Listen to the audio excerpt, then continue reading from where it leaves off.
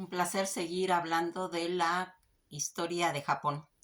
Cuando hemos hablado de toda esa contemplación que tiene este pueblo acerca de la retroalimentación que tuvo de China, cuando va a hacer la entrada de toda la cultura religiosa del budismo, en la que vamos a ir viendo esa contemplación del arte, toda esta situación, toda esta eh, pues tradiciones que se hacen a través de la literatura, como habíamos comentado de la novela llamada Seda, en la que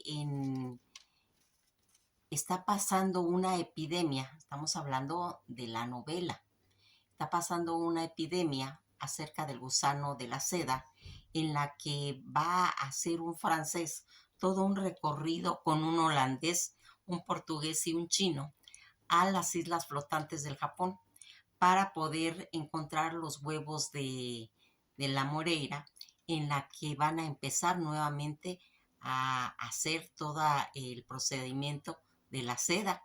Toda esta situación donde va plasmando en la novela Alejandro Barroco, va a salir toda una situación en la que va a recorrer muchas ciudades, muchas regiones para poder llegar a ese Japón que está encerrado, ¿sí?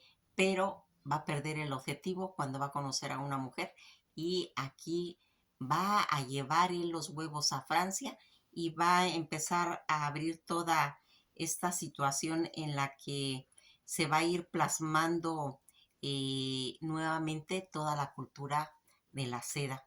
Aquí vamos a irnos dando cuenta cómo estas islas flotantes hermosas en las que va a transcurrir todo ese encerramiento de que tuvo el Japón cuando se cerró completamente y que va a ser desde el 1600 hasta el 1800, donde va a delatar 3 siglos casi, y en la que va a hacer toda esta situación que se comenta en el libro de la novela de la seda, donde existe la epidemia de la morera, vamos viendo cómo se va a transitar todos sus acontecimientos, porque todo esto está plasmado en la época, en toda la situación del Edo.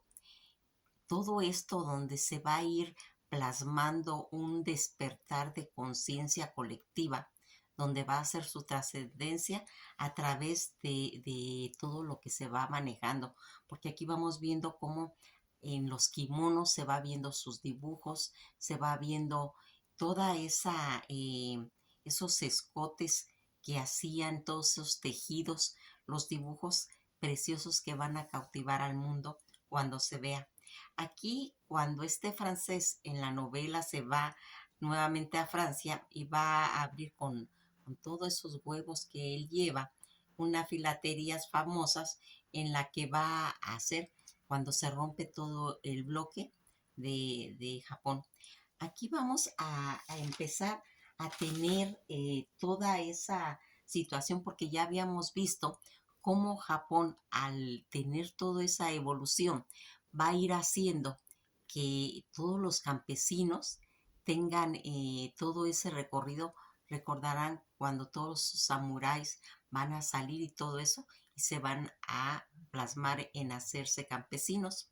Toda esta situación en la que nosotros vemos la belleza de este pueblo, va a entrar un personaje que no tiene similitud en otros lados, solamente en Grecia. Estamos hablando de las geishas.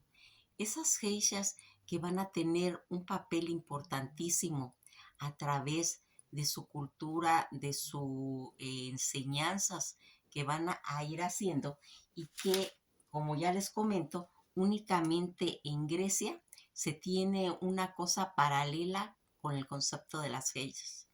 Estamos hablando de las hetairas que estaban en Grecia.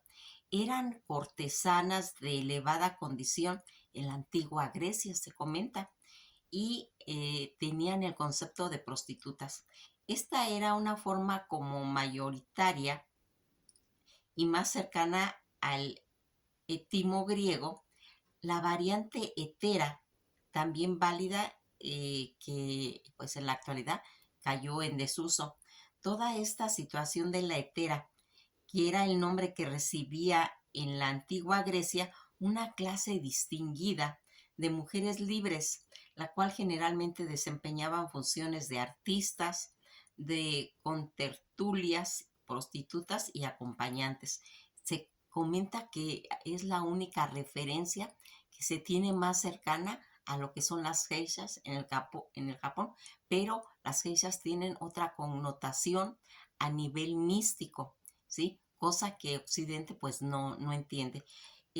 ¿Por qué estamos hablando de las heteras? Porque es la única referencia que se tiene a través de la historia de esta situación. Toda esa búsqueda de los filósofos de la mujer hetaira griega para dar placer como una forma de concubina para el uso diario, y las esposas de nuestra misma clase, donde crían a los hijos, cuidan la casa, decía Demóstenes con un gran pragmatismo. Toda esta situación en la que quieren ellos en alguna forma entender cuál es el concepto de ser una hetera. Fíjense en que el concepto en el que se va a plasmar eh, esta situación, pero ya en el Japón, con el concepto de geisha, va a tener un concepto místico, un contexto filosófico en el que va a tener unas variantes. Cuando nosotros hablamos de la geisha, que en realidad se pronuncia geisha, es una artista tradicionalmente japonesa cuyas labores consisten en entretener en las fiestas, reuniones o banquetes, ya que sean exclusivamente femeninas como masculinas, o bien mixto. Su aprendizaje suele comenzar, dicen que desde los 15 años, en los que se va a ir viendo el aprendizaje de estas niñas para tener una noción de su función que va a dilatar toda su vida. Estas geishas que van a introducirse de los 15 años o más chicas a las okuyas, que son esas casitas de té. ¿Se acuerdan de las ceremonias donde hablábamos de esa ceremonia tan sagrada como es la del té? Ellas llegaban a esas casas y preparaban eh, su formación en las artes de, por ejemplo, de tocar el temillo. Recuerdan que es aquella guitarra que están, esa mujer que entra suavemente en la habitación que va a servir el té, ¿sí? Por lo regular son geishas, que tienen un ritual de la técnica de aplicar toda la situación en la que se va a ir plasmando toda la elaboración, en la que habíamos hablado qué papel tan importante tenía la ceremonia del té.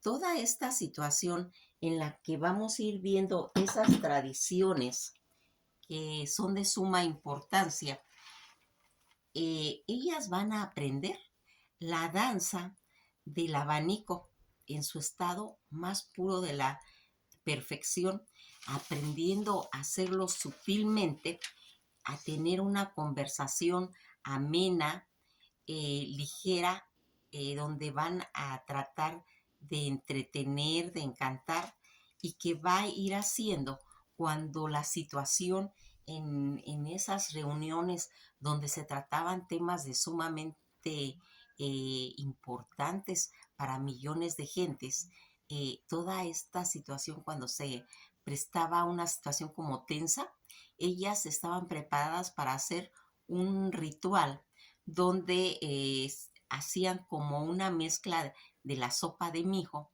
que llega a espesarse, y cuando la situación estaba muy tensa, las geishas hacían como una ceremonia de mover con los palitos toda esa sopa, haciendo un poquito de ruido como para romper mágicamente la tensión que se estaba armando.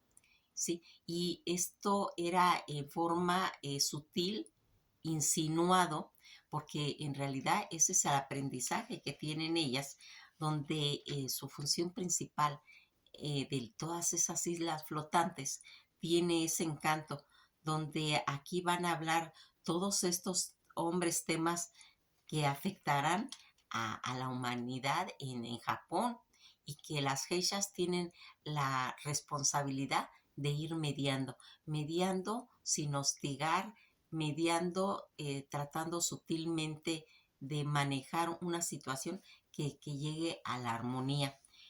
Toda esta situación en la que aquí se van a empezar a elaborar todas esas conversaciones que habíamos visto en el distrito de Young, que van a hacer una presencia tan sutil, tan sugestiva, tan insinuante, que son las situaciones. Una de las cuestiones en las que ellas tienen es el peinado de melocotón, ¿sí? Donde ellas van a partir su cabeza, el pelo para ambos lados, ¿sí? Que le llaman peinado de melocotón, donde van a tener un adorno a la mitad, eh, como una similitud del órgano femenino hipotéticamente, que hace que en cierta forma distraiga la atención de los participantes en esas conversaciones, porque aquí acuérdense que todo es insinuado, nada es directamente hablado. Esa era la forma de seducción que se hacía. Su ropa estaba abierta por la parte de atrás, porque ellos la sexualidad la denotan en la espalda, ¿sí? Toda la situación en la que va a ir haciendo toda esa forma de ropaje que tienen ellas con esos kimonos, y que puede ir enamorando a toda la gente que está ahí.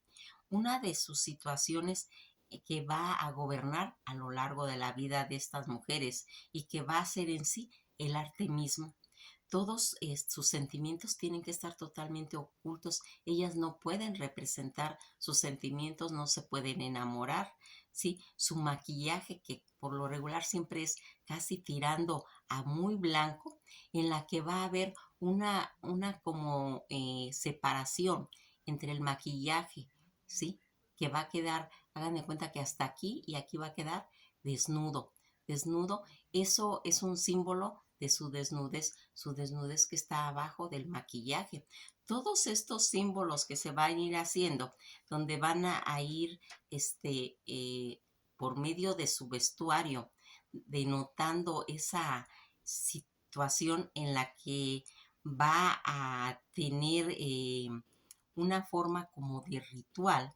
Todas estas geishas, donde van desarrollando toda esta arte, donde sostienen eh, todos los conceptos de estas islas flotantes, tanto su cultura, pero también todo lo secreto, la sumisión que ellos tienen, que les va a dar ese poder femenino, que es parte fundamental en toda la concentración que se va a ir haciendo, en la que van a estar implícitas toda esa insinuación, en toda esa situación del personaje que ellas van a desarrollar, porque aquí van a hacer que el hombre se sienta que no está fuera de lugar, nunca lo van a poner en evidencia, van a cultivar todos los aspectos de inteligencia del varón, haciendo lo que se sienta bien, comportándose siempre, nunca saliéndose del lugar, y haciendo una relación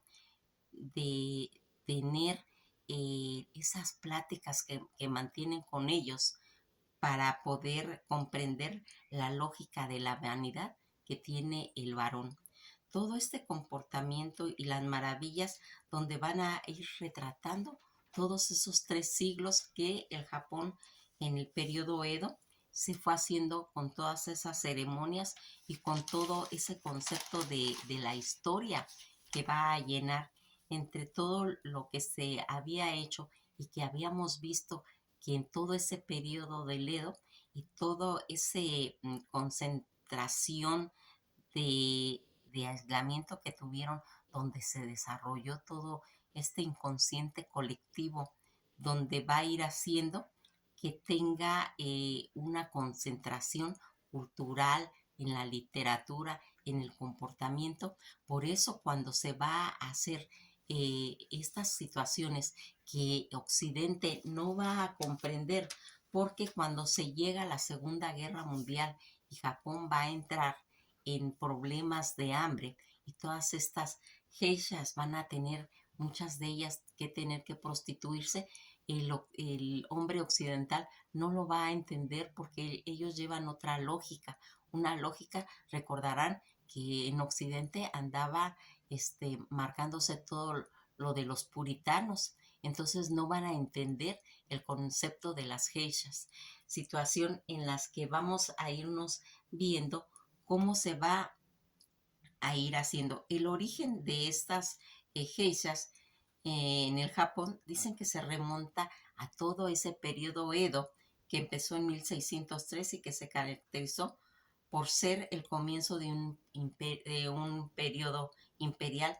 En esta época la sociedad recurría a entretenimientos sociales tales como el kabuki, que ya habíamos comentado que es el teatro tradicional japonés, o las cortesanas en busca de diversiones.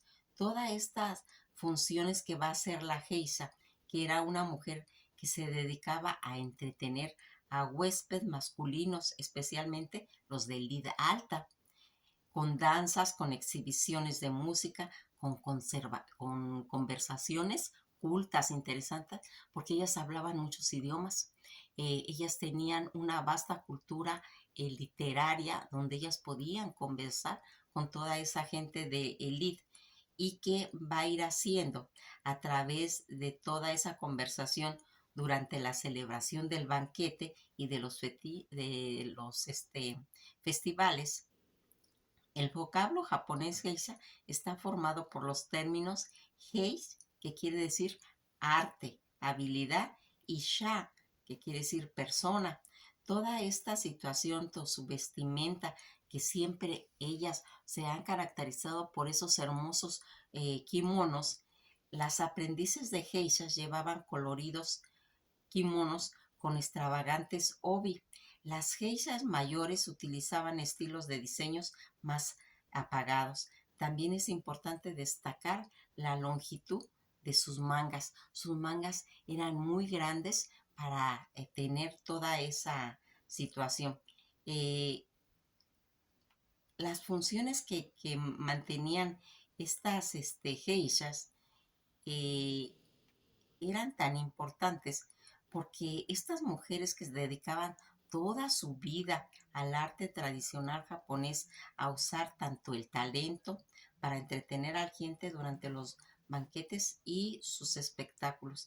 Fíjense en que aquí una de las cosas que eh, pues se puede destacar, hay diferencias, miren, por ejemplo, cuando hablamos de una geisha o una maiko, en Maiko es una aprendiz de geisha, ¿sí? Es Maiko con su blanco maquillaje, sus peinados, todos esos kimonos elaborados y que se han convertido casi en un estereotipo de la geisha para los occidentales en lugar de la verdadera geisha. Porque aquí ya recordarán que aquí uno de los conceptos no es tanto, aunque después de las ceremonias tenían una relación sexual, no era el centro de sus funciones. Sus funciones era tratar de hacer ese equilibrio social, ¿sí? Tan importante para entablar como un ambiente de armonía, como tratar de adivinar el pensamiento masculino y ir suavizando con movimientos suaves, con danzas especializadas, como ya vimos, toda esa especialización que tenían al manejar los abanicos.